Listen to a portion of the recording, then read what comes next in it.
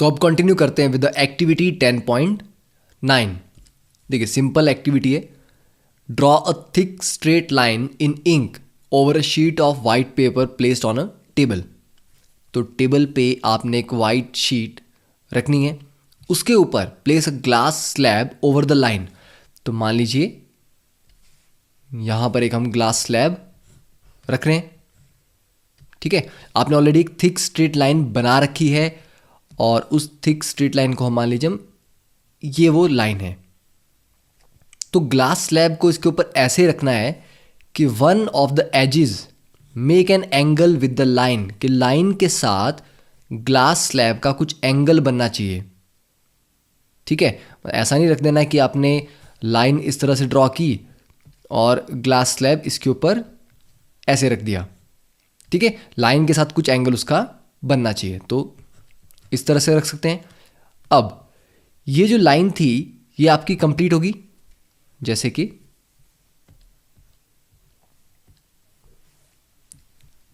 Line आपने complete draw की थी इस तरह से, ओके। अब जब इसके ऊपर आपने ग्लास स्लैब रख दिया है तब आपको ऑब्जर्व करना है, look at the portion of the line under the slab, side से, मतलब यहाँ साइड से आपने देखना है कि लाइन का ये वाला जो पार्ट यहाँ से यहाँ तक जो ग्लास स्लैब के नीचे आ रहा है वो आपको कैसा दिखाई देता है। क्या वो आपको लाइन जो है वो एजिस के पास थोड़ी मुड़ी हुई लगती है, या लाइन का जो पार्ट है जो ग्लास के नीचे है क्या वो धीरे आपको थोड़ा उठा हुआ लगता है, अपीयर टू बी रेज्ड।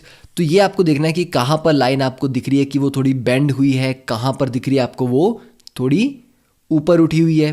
तो ये सारे ऑब्जर्व करने हैं। अब इस एक्टिविटी को एग्जैक्टली समझने के लिए नेक्स्ट एक्टिविटी परफॉर्म हम करेंगे, ठीक है। क्योंकि ये एक्टिविटी तो बहुत सिंपल है, आप इसको करके देख सकते हो कि क्या होता है, पर उसका रीज़न क्या है कि ऐसा क्यों होता है, क्यों हमें लाइन थोड़ी मुड़ी हुई लगती है, उसका रीज़न हम देखेंगे एक्टिविटी 10.10 में, ठीक है। तो ये है refraction through a rectangular glass slab. तो एक रेक्टेंगुलर ग्लास स्लैब हम ले रहे हैं और उसके थ्रू लाइट की रिफ्रैक्शन को स्टडी करेंगे, ठीक है। तो मैं पॉइंट बाय पॉइंट आपको अब डिक्टेट करूंगा कि इस एक्टिविटी 10.10 में क्या हमें करना है। तो देखिए सबसे पहले ये जो वाइट बाउंड्री है, ठीक है, ये वाइट बाउंड्री एक आप मान लीजिए ये वाइट पेपर है, ठीक है, और ये जो बीच में ब्लू कलर का रखा गया है ये ग्लास स्लैब है। अब पहला पॉइंट क्या है, fix a sheet of white paper on a drawing board using drawing pin. तो ड्राइंग पिन्स लेके, ठीक है, मैंने चारों कॉर्नर्स के ऊपर ये वाइट शीट को फिक्स कर दिया,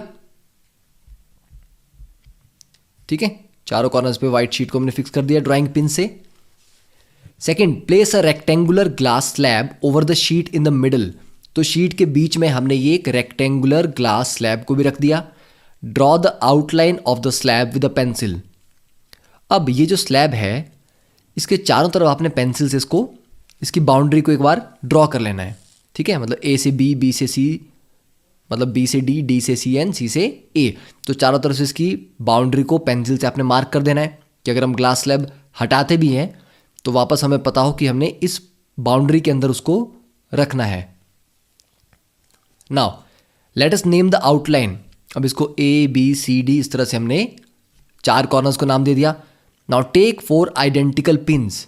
तो 4 अब आपने पिन्स लेनी है, ठीक है।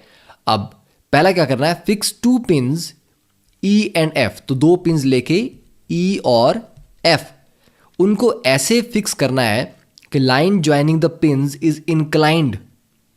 तो बेटर मैं तो क्या बोलता हूं, आप क्या करो, आप डायरेक्टली एक लाइन ड्रॉ करो, ठीक है। जैसे कि यहां से यहां पे ये आपने एक लाइन ड्रॉ कर दी। अब इस लाइन पे आपने 2 पिन्स लगा देनी है, ठीक है। मान लीजिए एक पिन हमने यहां पर लगा दी, इसको हमने नाम दे दिया ई, और एक पिन हमने यहाँ लगा दी F, तो दोनों पिन्स स्ट्रेट लाइन में आ गई और ये स्ट्रेट लाइन इस ग्लास स्लैब के साथ एंगल भी बना रहा है। मतलब ये जो ए बी सेक्शन है, ये लेंथ है एज, इसके साथ ही एंगल पे लाइन है। ठीक है, अब क्या करना है आपको, तो अब आपने दो पिन्स और लेनी है G और H, और इस साइड से आपने देखना स्टार्ट करना है। ठीक है, तो आप इस साइड से देखोगे तो आपको E और F, ये जो दो पिन्स लगी हैं, इनकी इमेज को देखना है ग्लास के थ्रू। मतलब CD साइड से देखना है कि इनकी इमेज कहाँ आ रही है, और इन दो पिन्स को कुछ ऐसे लगाना है कि चारों की चारों पिन्स, मतलब यहाँ से आप देखेंगे तो G और H एक ही लाइन में दिखें और उसके एग्जैक्टली पीछे आपको दिख रहा हो F और उसके पीछे E। मतलब वो चारों पिन्स एक ही लाइन में दिखनी चाहिए। जैसे अगर स्ट्रेट लाइन काम केस लें, मान लीजिए ये लाइन है, ठीक है, मैंने एक पिन यहाँ पर लगाई, दूसरी पिन यहाँ लगाई, तीसरी पिन यहाँ लगाई, फोर्थ पिन यहाँ लगाई। अब आपको कहूँ मैं यहाँ से देखो एग्जैक्टली इसी लाइन में कि तो आपको चारों पिन्स एक के पीछे एक दिखेंगी। तो आपको पिन्स एक्चुअली कितनी दिखेंगी, सिर्फ एक, क्योंकि बाकी तीन तो उसके बिल्कुल पीछे होंगी, क्योंकि वो स्ट्रेट लाइन में एक के पीछे एक कनेक्टेड है, इसी स्ट्रेट लाइन के अक्रॉस लगी हुई हैं। तो वैसे ही यहाँ से आपने देखने की ट्राई करनी है कि दो नई पिन्स को हम ऐसे लगाएंगे कि चारों पिन्स आपको एक ही लाइन में लगी हुई दिखाई दे। ठीक है, तो जब आप ऐसा करेंगे और उन दो पिन्स को आप कनेक्ट करेंगे लाइन के थ्रू, तो आपको कुछ ऐसा दिखेगा कि मान लीजिए आपने एक पिन ये यहाँ पर लगाई G और एक पिन यहाँ पर लगाई H। ठीक है, फिर आप इन दोनों को हटा के, पिन्स को हटा के एक स्ट्रेट लाइन से कनेक्ट कर देंगे ग्लास स्लैब तक, ग्लास स्लैब को भी हटा देंगे। ठीक है, और ये जो दो पिन्स लगाई थी E और F, इनको भी स्ट्रेट लाइन में कनेक्ट करते हुए ग्लास स्लैब हटा के उसकी बाउंड्री तक ले जाएंगे। अब आपने देखना है कि अगर EF वाली लाइन को हम सीधा ही एक्सटेंड करते तो ये लाइन यहां पर आती, पर ये जो दो पिन्स G और H लगाने पे आपको नई लाइन मिली है वो डिफरेंट है। ठीक है, और अब इन दोनों को आपस में अगर हम कनेक्ट करेंगे तो ये इस तरह से कनेक्ट होता है। अब यहां पर हम नॉर्मल ड्रॉ कर सकते हैं इस पॉइंट पे, ये इसके लिए नॉर्मल आ गया और ये इस पॉइंट के लिए नॉर्मल आ गया। ठीक है, तो बाकी तो आपको पता है कि ये इंसिडेंट लाइट है, तो नॉर्मल के साथ जो एंगल बनता है, this angle is called angle of incidence. तो ये पहला है क्योंकि आप एयर से ग्लास में एंटर कर रहे हो, तो इस एंगल को हमने लिख दिया I1। अब जब आप ग्लास में एंटर किए तो एंगल थोड़ा चेंज होगा, लाइट बेंड होगी। ठीक है, ये जो वाइट वाली लाइट है ये है एक्चुअल रे। हम जो एक्सपेक्ट कर रहे थे वो ये वाली थी, पर जो एक्चुअल है वो ये है। मतलब ये वाली रे नहीं बाहर पहुंच रही, रे मुड़ जा रही है जब वो ग्लास में एंटर करती है। तो ये नॉर्मल के साथ जो एंगल बनेगा बेंडिंग के बाद वो होगा एंगल ऑफ रिफ्रैक्शन। ठीक है, तो ये वाला जो एंगल बनेगा इसको लिखेंगे R1।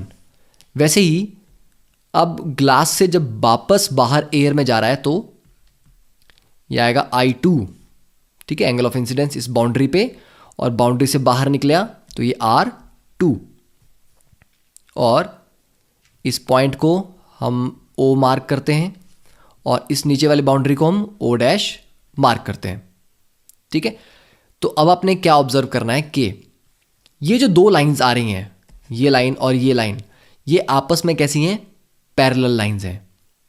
मतलब लाइट बेंड तो करती है जब वो एयर से ग्लास में आती है, पर जितना बेंडिंग इस इंटरफेस पे हुआ है अंदर की तरफ, ठीक है, लाइन आप देख सकते हैं कि लाइट अंदर की तरफ मुड़ी है, इसको ऐसे जाना चाहिए था पर ये इस तरफ मुड़ी है, उतना ही बेंडिंग ये ग्लास से बाहर एयर में जाते हुए इस बाउंड्री पे फिर से होती है बेंड।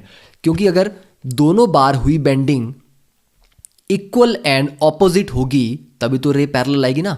मतलब रे आपकी सीधी जा रही थी, मान लीजिए आपको हमने रे को किसी एक एंगल पे बेंड कर दिया, उसके बाद उसी एंगल पे वापस बेंड कर दिया, तो ये फिर से स्ट्रेट हो जाएगी ना।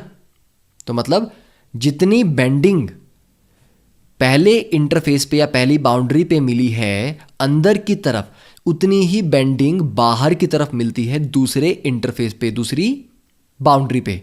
तभी फाइनल रे जो बाहर निकलती है वो पहली वाली रे के पैरेलल आती है। तो इस एक्टिविटी को करके आप फाइनली समझ सकते हो कि रिफ्रैक्शन में होता क्या है।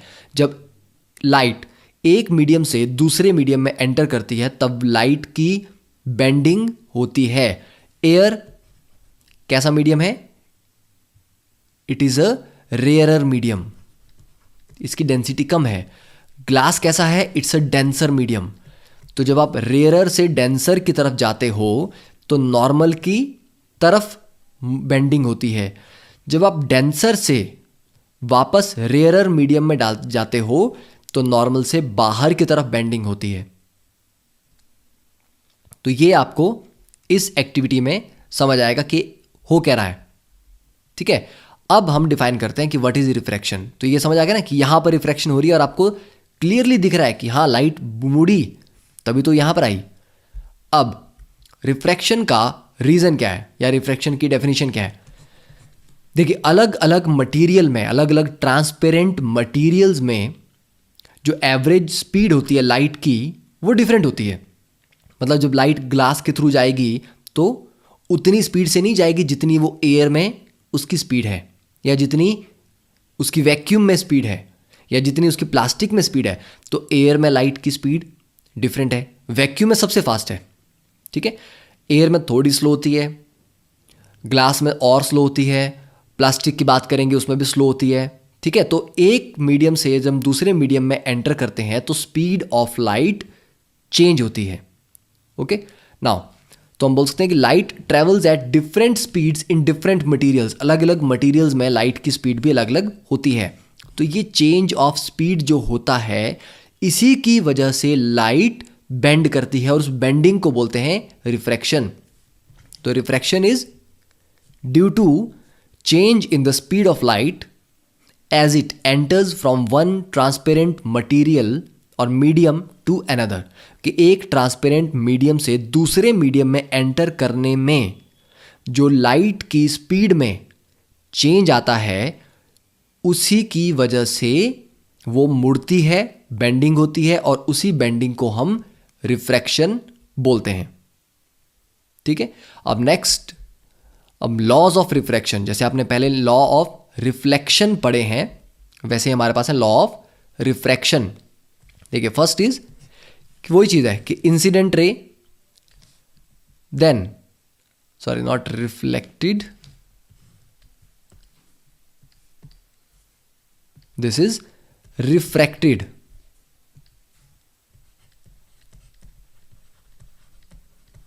The incident ray, the refracted ray and the normal to the interface.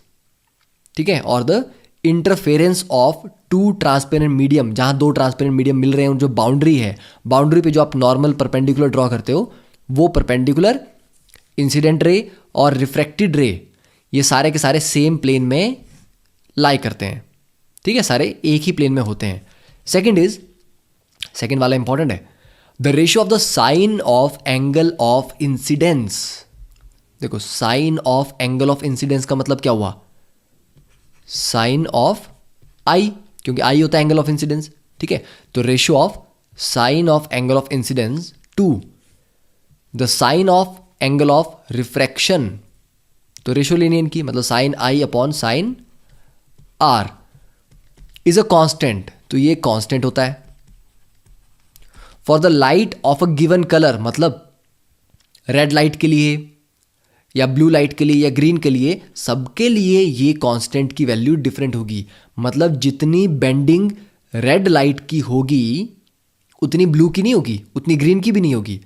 मतलब हर एक पर्टिकुलर कलर के लिए अमाउंट ऑफ बेंडिंग या बोलते हैं कि अमाउंट ऑफ रिफ्रैक्शन अलग अलग होता है।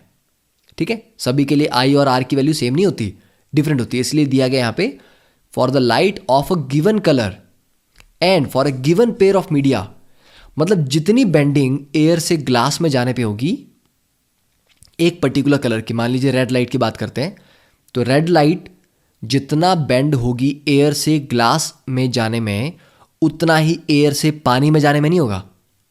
तो मीडियम चेंज कर लोगे तब भी रिफ्रैक्शन या अमाउंट ऑफ बेंडिंग चेंज हो जाती है। तो ये sine I upon sine R is a constant, और इस कांस्टेंट को हम बोलते हैं रिफ्रैक्टिव इंडेक्स। ठीक है, इसका नाम होता है रिफ्रैक्टिव इंडेक्स। तो अब ये रिफ्रैक्टिव इंडेक्स बेसिकली क्या है? It is the refractive index of second medium with respect to first. ठीक है, तो ये कांस्टेंट क्या है? Refractive index of the second medium जिसमें आप एंटर कर रहे हो with respect to the first medium जिससे एंटर कर रहे हो। मतलब एयर से ग्लास में जा रहे हो तो ये जो वैल्यू आएगी ये होगा ग्लास का refractive index with respect to air का रिफ्रैक्टिव इंडेक्स। ठीक है, तो अब उसके लिए हमारे को अब पढ़ना पड़ेगा कि रिफ्रैक्टिव इंडेक्स क्या होता है, ये कौन सी नई प्रॉपर्टी है। ठीक है, तो नेक्स्ट स्टार्ट करते हैं रिफ्रैक्टिव इंडेक्स। देखो, अब रिफ्रैक्टिव इंडेक्स की बात चल रही है। हमें पता है कि अलग अलग मीडियम में लाइट की स्पीड डिफरेंट होती है। तो क्योंकि लाइट की स्पीड एक मीडियम से दूसरे मीडियम में जाने पे चेंज होती है, इसीलिए तो लाइट बेंड होती है। मतलब बेंडिंग एक तरह से किस पे डिपेंड कर रही है? स्पीड पे। स्पीड चेंज होगी तो बेंडिंग होगी। अगर स्पीड में थोड़ा सा चेंज आएगा तो बेंडिंग भी थोड़ी सी होगी। अगर स्पीड में ज़्यादा चेंज आएगा तो बेंडिंग भी ज़्यादा होगी। तो मतलब अमाउंट ऑफ रिफ्रैक्शन या अमाउंट ऑफ बेंडिंग, आप बोलते हैं कि bending is directly proportional to change in speed, कि स्पीड में कितना चेंज आ रहा है एक मीडियम से दूसरे मीडियम में जाने पे। और दूसरी बात हमने अभी की क्या कही कि sine I upon sine R किसके बराबर है? Refractive index of the second medium with respect to first. तो मतलब आई और आर में जितना चेंज आएगा वो बेंडिंग से आएगा, और जितनी ज़्यादा बेंडिंग होगी उतना ही रिफ्रैक्टिव इंडेक्स की वैल्यू भी बढ़ेगी। तो मतलब चेंज इन स्पीड और चेंज इन रिफ्रैक्टिव इंडेक्स दोनों एक ही तरह से काम कर रहे हैं। मतलब जब जब स्पीड में चेंज आता है रिफ्रैक्टिव इंडेक्स में भी चेंज आता है, तो मतलब रिफ्रैक्टिव इंडेक्स तो स्पीड पे ही डिपेंड कर रहा है। स्पीड चेंज हुई, रिफ्रैक्टिव इंडेक्स चेंज हो गया। ठीक है, तो उसी के अकॉर्डिंग हम बोल सकते हैं कि value of a refractive index for a given pair of media, media means दो मीडियम। ठीक है, तो एक पेयर ऑफ मीडियम के लिए जो रिफ्रैक्टिव इंडेक्स है वो स्पीड ऑफ लाइट पे डिपेंड करता है कि स्पीड उन दोनों मीडियम में कितनी कितनी है। अब इस डायग्राम में देखिए, यहां पे एयर से हम ग्लास में एंटर कर रहे हैं। ठीक है, ये मीडियम 1 है एयर, ये मीडियम 2 है। तो ये आपका एंगल ऑफ इंसिडेंस आई आ गया, ये एंगल ऑफ रिफ्रैक्शन आर आ गया। ओके, अब एक ध्यान देने वाली बात ये है, जब नॉर्मल के साथ कुछ एंगल बन रहा है तब तो बेंडिंग हो रही है, पर अगर रे आपकी एग्जैक्टली परपेंडिकुलर आ रही है मीडियम पे, मतलब नॉर्मल की ही डायरेक्शन से आ रही है, तो कोई बेंडिंग नहीं होती। बेंडिंग कब होती है? जब आप नॉर्मल के साथ कोई एंगल बना रहे हो अदर देन 0। ठीक है, अगर आपकी रे परपेंडिकुलर आ रही है किसी मीडियम पे, उसकी बाउंड्री पे, तो कोई बेंडिंग नहीं होती, कोई रिफ्रैक्शन यहां पर नहीं होती। ठीक है, तो देखिए अब यहां पर केस है हमारे पास, consider the ray that is coming from medium 1 to medium 2, air से ग्लास में आ रही है। तो मान लेते हैं एयर से जो रे आ रही है, एयर में इसकी वेलोसिटी है v1। ठीक है ना, ये मीडियम 1 था तो इसमें वेलोसिटी v1 है, और ग्लास में जाके इसकी स्पीड होगी v2। ठीक है, स्पीड चेंज होगी, तो रिफ्रैक्टिव इंडेक्स को कैसे डिफाइन करेंगे? देखिए, रिफ्रैक्टिव इंडेक्स को हम डिफाइन करते हैं ऐसे n/1। ये होगा speed of light in medium 1। हाँ, ये ध्यान में रखना, n/1 का मतलब है speed in 1 upon speed in 2। ठीक है, ऐसा मत करना कि स्पीड इन 2 अपॉन 1, ये बिल्कुल उल्टा होता है। ठीक है, तो speed of light in medium 1 upon speed of light in medium 2। Medium 1 में कितनी थी v1, 2 में कितनी है v2। तो मतलब n/1 की वैल्यू होगी v1/v2। तो मतलब n/2 की वैल्यू कितनी होगी v2/v1। ठीक है, अब ये जो लिखा है आपने n/1, ये बेसिकली क्या है, it is the refractive index of medium 2। मतलब n/1 का मतलब है refractive index of 2 with respect to 1, with respect to 1। ठीक है, और ये वैल्यू क्या हो जाएगी, ये हो जाएगा रिफ्रैक्टिव इंडेक्स ऑफ कौन से मीडियम का, पहले वाले का, of medium 1 with respect to 2। ठीक है, अब इसमें खास करके जनरली हम एयर के साथ कंपैरिजन करते हैं कि एयर से पानी में एंटर हो रही है रे, या एयर से ग्लास में एंटर कर रही है। तो मोस्ट ऑफ द टाइम एक मीडियम हमारा एयर होता है या वैक्यूम होती है। ठीक है, तो ऐसे केस में क्या होता है, इफ मीडियम 1 इज वैक्यूम और एयर। ठीक है, अगर आप एयर से या वैक्यूम से आ रहे हो तब then refractive index of medium 2 is considered with respect to vacuum only. मतलब एयर हो या वैक्यूम हो, हम दोनों को वैक्यूम मान के ही चलते हैं, क्योंकि बहुत ज़्यादा डिफरेंस उन दोनों में नहीं आता। और इसको बोलते हैं, this is called absolute refractive index. ठीक है, अभी तक जो हम पढ़ रहे थे वो कौन सा था, रिलेटिव। ठीक है, कि एक के रिस्पेक्ट में दूसरा या दूसरे के रिस्पेक्ट में पहला। अगर आप एयर से एंटर कर रहे हो या वैक्यूम से एंटर कर रहे हो तो जो भी आपकी वैल्यू आती है उसको हम एब्सोल्यूट रिफ्रैक्टिव इंडेक्स बोलते हैं। ठीक है, जैसे कि n/1 है, अगर यहां पर ये 1 एयर है तो ये क्या हो जाएगा, refractive index of 2 with respect to air. तो उसको सिर्फ एयर को हटा दो, सीधा बोल दो रिफ्रैक्टिव इंडेक्स ऑफ 2 ही है ये।